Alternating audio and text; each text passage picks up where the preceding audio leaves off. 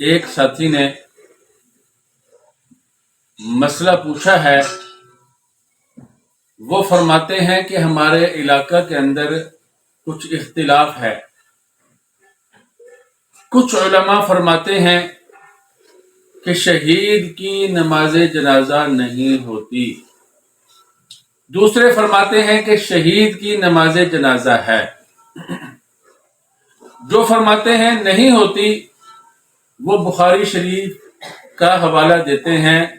امام بخاری رحمۃ اللہ علیہ نے باب الصلاۃ علی الشہید کے تحت حضرت جابر رضی اللہ تعالیٰ عنہ کی روایت ذکر کی ہے۔ وہ فرماتے ہیں کہ احد کے جو شہداء تھے ان کو نہ غسل دیا گیا، نہ ان کو کفن دیے گئے، نہ ہی ان کے اوپر نماز جنازہ پڑھی گئی۔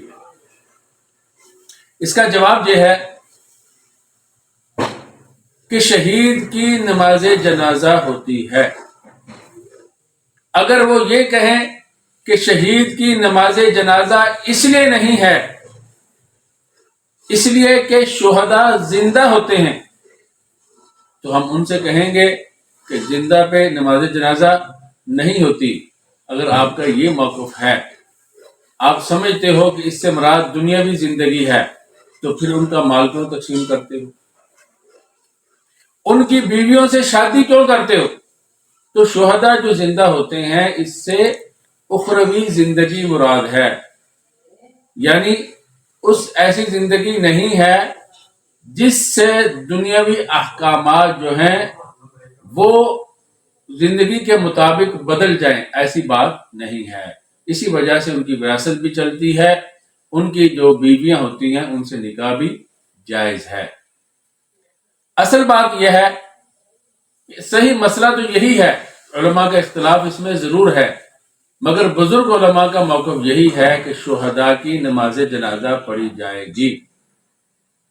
امام بخاری رحمۃ اللہ علیہ نے اس باب میں ایک دوسری روایت بھی نقل کی ہے، جس میں یہ ہے کہ نبی اکرم صلی اللہ علیہ وسلم نے حضرت عقبہ بن عامر رضی اللہ تعالیٰ عنہ کی روایت کہ آپ صلی اللہ علیہ وسلم نے شہداء احد کی نماز جنازہ پڑھی، احد کے 8 سال بعد یہ واقعہ پیش آیا۔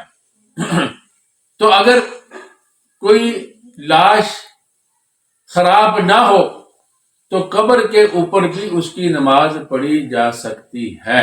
تو شہداء کی جو جسم ہے وہ خراب نہیں ہوتے، اس لیے آپ صلی اللہ علیہ وسلم نے 8 سال کے بعد ان کی قبر کے اوپر جا کر شہداء کی نماز جنازہ پڑھی۔ ایک بات تو یہ ہے، امام بخاری رحمۃ اللہ علیہ نے دونوں روایتیں ذکر کی ہیں، ایک نفی کر رہی ہے حضرت جابر رضی اللہ تعالیٰ عنہ والی، دوسری جو ہے وہ ثابت کر رہی ہے۔ آپ کو معلوم ہے کہ جب نفی کرنے والی روایت اور اسی طرح مثبت جو روایت ثابت کرنے والی ہے ان کے درمیان تعارض ہو جائے تو مثبت کو منفی پر ترجیح دی جاتی ہے۔ ایک بات یہ ذہن نشین کرو۔ دوسری بات یہ ہے کہ امام ابو داؤد رحمہ اللہ تعالیٰ نے اپنی مراسیل میں ایک روایت ذکر کی ہے، اس میں یہ ہے کہ نبی اکرم صلی اللہ علیہ وسلم نے احد کے شہداء کی نماز جنازہ پڑھی۔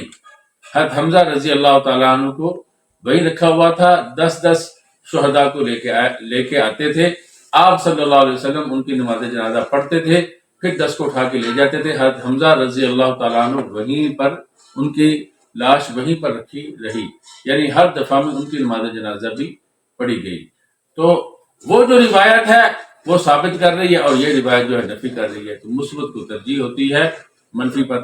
اس لیے اور بھی دلائل ہیں، اس لیے ان علماء کی بات نہ مانی جائے جو شہداء ہیں، ان کی نماز جنازہ پڑھنی چاہیے۔ البتہ ہمارے ملک میں ایک رواج چل چکا ہے غلو کرنے کا، یعنی غائبانہ نماز جنازہ کا، تو اس کا مسئلہ علیحدہ ہے، انشاءاللہ کسی دن اس کو بھی بیان کروں گا، اور پھر یہ بھی بیان کروں گا کہ شہید حقیقی کون ہے، شہید حکمی کون ہے، تاکہ اچھی طرح آپ کو یہ مسئلہ سمجھ میں آ جائے۔ تو امام بخاری رحمہ اللہ تعالیٰ نے جو ذکر کی ہے وہ 2 روایتیں ذکر کی ہیں.